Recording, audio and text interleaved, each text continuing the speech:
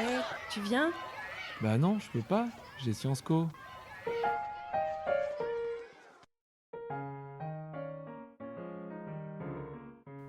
Vous êtes-vous déjà demandé quand et comment on enseigne aux élèves les comportements que l'on attend d'eux à l'école? À quel moment leur précise-t-on par quel comportement positif remplacer leur comportement inapproprié? Bienvenue dans cet épisode dédié à l'enseignement explicite des comportements et proposé par Clara Etner et Inès Bourassi.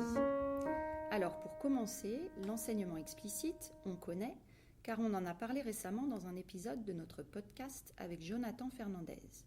Si vous ne l'avez pas encore écouté, nous vous le conseillons. Mais on vous propose une petite piqûre de rappel avec la définition que vous pourrez retrouver dans le glossaire de la métacognition du Conseil scientifique de l'éducation nationale. L'enseignement explicite est une méthode d'enseignement dont l'objectif est de permettre aux élèves de s'approprier les processus mentaux nécessaires pour s'approprier les apprentissages et qui se met en place en plusieurs étapes. Tout d'abord, le professeur présente clairement les attendus de la tâche aux élèves et réactive les prérequis nécessaires pour les atteindre. Ensuite, l'enseignant verbalise sa propre pensée pendant qu'il réalise une tâche. On dit parfois qu'il met un haut-parleur sur sa pensée. Puis, les élèves sont invités à réaliser une tâche similaire, mais d'eux-mêmes sur de nouveaux exemples. Ils sont alors guidés par l'enseignant ou par des pairs. Enfin, les élèves réalisent la tâche en autonomie afin de consolider les connaissances et tendre vers une automatisation des procédures apprises. Lorsque l'on réfléchit aux tâches en question, selon l'âge de nos élèves et la discipline d'où l'on vient, on peut penser spontanément à analyser un graphique, rédiger un texte argumenté, appliquer le théorème de Thalès. On pense plus rarement à des attendus sur les comportements, comme prendre la parole uniquement si un camarade a fini de parler, marcher dans les couloirs pour se rendre d'une salle à l'autre plutôt que courir, ou dire bonjour au personnel de la cantine qui sert notre repas. Et pourtant, dans leur ouvrage L'enseignement explicite des comportements, dont le sous-titre est Pour une gestion efficace des élèves en classe et dans l'école, Steve Bissonnette, Clermont Gauthier et Mireille Castonguay expliquent toutes les étapes qui ont conduit au déploiement de cette pratique dans les établissements d'Amérique du Nord. Les auteurs décrivent un protocole bien précis. Tout d'abord, il s'agit de présenter le projet aux équipes et de vérifier que ces derniers y adhèrent majoritairement. Il semble nécessaire qu'au moins 80% des personnels soient partants pour que le projet ait du sens. Lorsque c'est le cas, ces derniers commencent par identifier 3 valeurs partagées, c'est-à-dire les valeurs qu'ils souhaitent développer chez leurs élèves. Par exemple, l'autonomie, l'esprit critique, le respect, la bienveillance ou l'empathie. Ensuite, les équipes identifient des moments de vie à l'école où ces valeurs sont mises en jeu. Pendant des travaux individuels, pendant des travaux de groupe, pendant des temps de pause, en classe ou en dehors de la classe. Ils traduisent ces valeurs en comportements observables. Ils se demandent que fait un élève respectueux lorsqu'il se déplace d'une salle à l'autre. Que fait un élève autonome lorsqu'il fait ses devoirs en salle de permanence.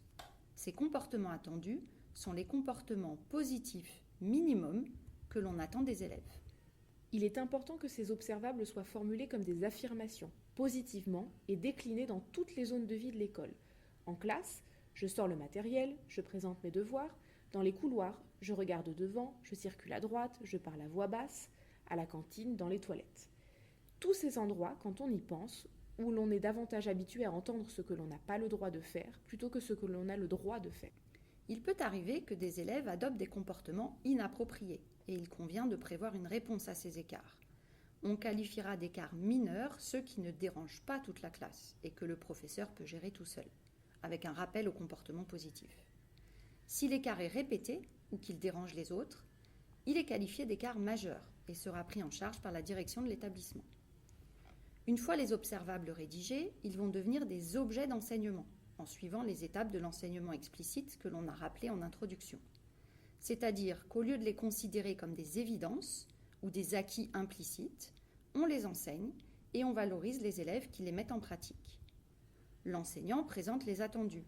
Le comportement attendu, quand n'importe quel adulte entre dans la salle, est de se lever. C'est une façon d'interrompre votre travail pour écouter ce qu'il a à vous dire et aussi de lui montrer du respect. L'enseignant verbalise les attendus. Le comportement attendu lorsque vous vous déplacez dans les couloirs est de marcher, même si vous êtes pressé. Si vous courez, vous risquez de rentrer en collision avec un petit sixième et de le blesser ou de lui faire peur. Puis, l'enseignant invite les élèves à faire de même.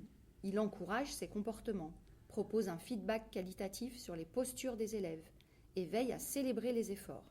On parle aussi de soutien au comportement positif. Je vois que tu lèves la main.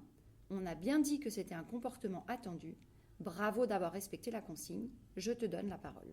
Des affiches peuvent soutenir ces comportements attendus dans tous les lieux où ils sont mis en œuvre. Elles seront d'autant plus porteuses de sens qu'elles auront été conçues avec les élèves. L'idée est d'aligner les attendus de la maternelle au lycée avec une déclinaison qui dépend de l'âge des élèves, bien sûr, et de permettre aux élèves une intégration facilitée à chaque transition. À l'entrée à l'école maternelle, de l'école maternelle à l'élémentaire, de l'élémentaire au collège, du collège au lycée, avec une meilleure confiance dans les adultes et une meilleure adhésion aux règles de l'école. Caroline Deltour a mené en Belgique des recherches sur les effets de l'enseignement explicite des comportements. Elle a mis en évidence une réduction des problèmes de gestion de classe et une augmentation de la présence des élèves à l'école.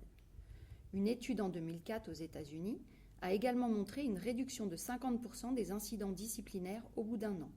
Et une autre au Canada a mis en évidence une diminution de 39% des écarts de conduite majeurs. Donc pour résumer, voici un protocole efficace à mettre en place dans une école, un collège ou un lycée qui donne l'occasion aux équipes de se rassembler autour d'un objet partagé, qui propose d'expliciter aux élèves des règles de vie auxquelles ils ont parfois du mal à adhérer et qui améliore le climat scolaire et offre un cadre propice aux apprentissages. On ne voit vraiment pas pourquoi on s'en priverait. Merci d'avoir écouté cet épisode. À bientôt dans cet univers fascinant où les neurones rencontrent l'apprentissage. Si cet épisode vous a plu, n'hésitez pas à vous abonner et à partager autour de vous.